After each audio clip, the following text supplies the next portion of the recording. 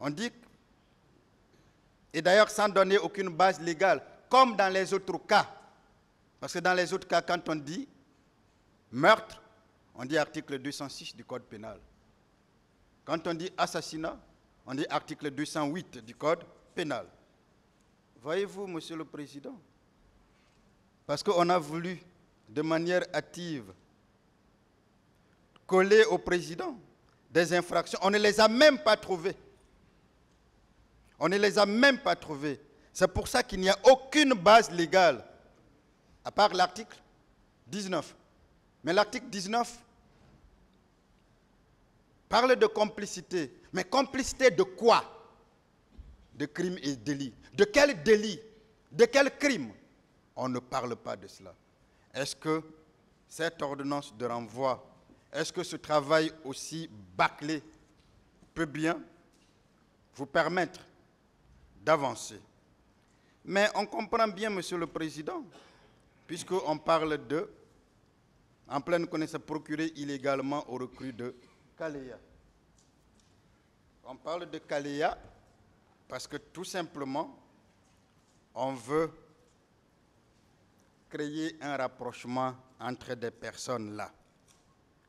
Parce qu'au passage du commandant Toumba, il a tellement cité beaucoup de gens que ça fait l'objet, d'ailleurs,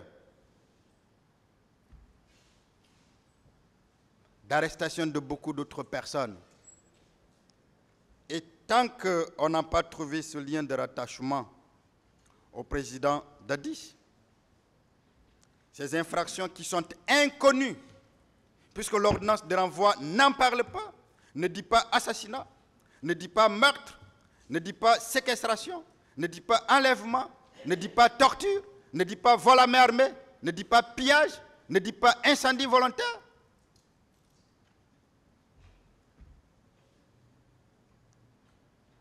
Tant qu'on n'a pas trouvé la qualification juridique, il y a déjà un premier problème. Un problème de forme. Un problème de forme. Parce que l'infraction doit être prévue. L'incrimination doit être prévue. La peine doit être prévue. L'infraction doit avoir un nom. Mais on se contente de parler de Kaléa. Mais, Monsieur le Président, je voudrais parler de Kaléa. Parce que là, il y a des constances et il y a également des inconstances. Peut-on reprocher au président Dadis, Moussa Dadis Camara,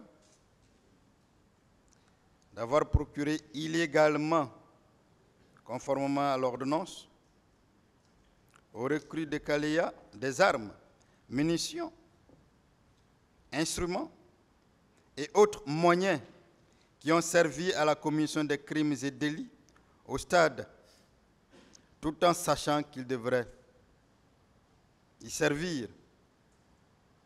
Une question demeure encore. Une question demeure. Qui est le présumé auteur?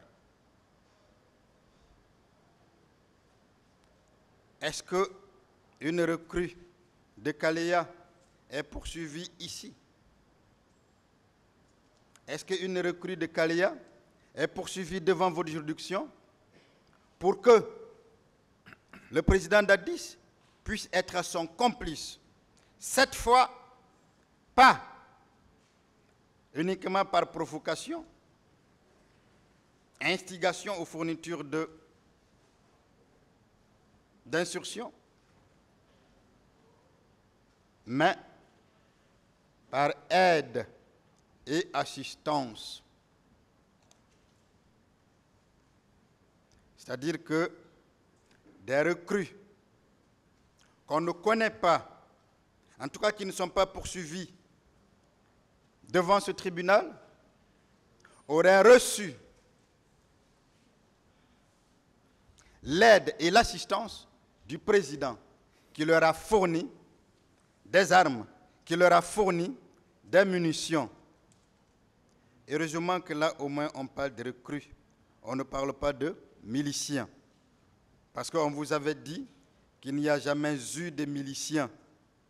Ces personnes recrutées se trouvent aujourd'hui dans l'armée. Dans l'armée régulière.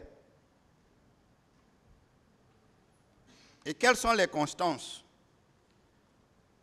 C'est que le général Sekouba Konaté est allé effectivement voir le président Dadis et lui a dit que les Israéliens veulent financer et encadrer des recrues. C'était l'homme de confiance du président Dadis. C'était lui le ministre de la Défense, même s'il n'était pas son homme de confiance. C'est à lui, ministre de la Défense, de s'occuper du recrutement et ce n'est pas à un président. Il faut aussi que cela soit clair. Puisque nous sommes en train de vivre des recrutements aujourd'hui, nous n'avons jamais vu un seul acte posé par le président, mais tous les actes sont posés par le ministre de la Défense. Donc la responsabilité de recrutement dans un pays n'incombe pas au président. Elle incombe d'abord en tout premier lieu au ministre de la Défense. Et ce ministre de la Défense-là, ayant vu le président Dadis pour lui poser ce problème, mais le président Dadis a été très clair. Je ne recrute pas en tant que président, c'est votre mission. C'est pour ça que vous êtes ministre de la République. Allez-y, mais recrutez. La seule chose que je vous recommande, c'est que je vous recommande de tenir compte de toutes les sensibilités guinéennes. Il l'a dit ici. Cela encore pour montrer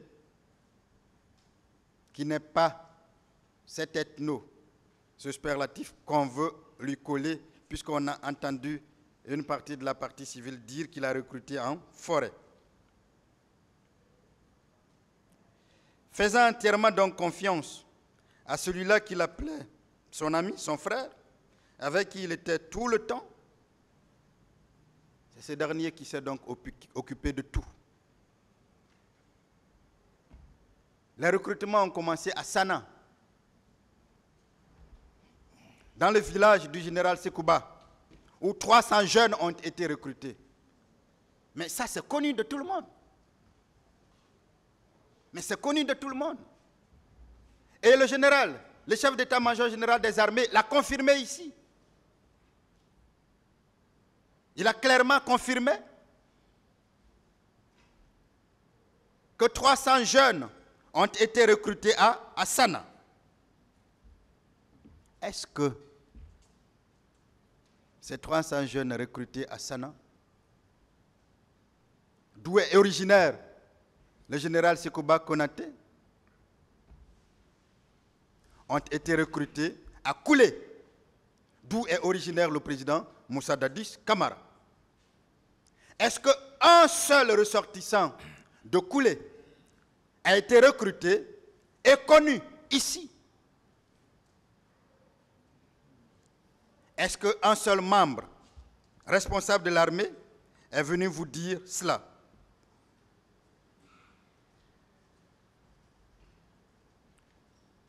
Et d'ailleurs, Monsieur le Président, toujours à propos des constances, le commandant Toumba vous a dit ici la réalité de ce recrutement. Il vous a dit que lui-même avait un quota, que le général Sekouba avait un quota,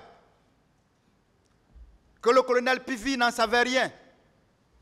Mais malheureusement, Pivi, parce que tout simplement il est proche du président Dadis, est poursuivi des mêmes faits d'infractions vagues non connues. Parce qu'on ne sait pas si c'est meurtre, on ne sait pas si c'est de assassinat, on ne sait pas. Je n'en aurais pas parlé. Mais parce que ça fait l'objet de trop de discussions ici. Ça fait l'objet de trop de choses ici.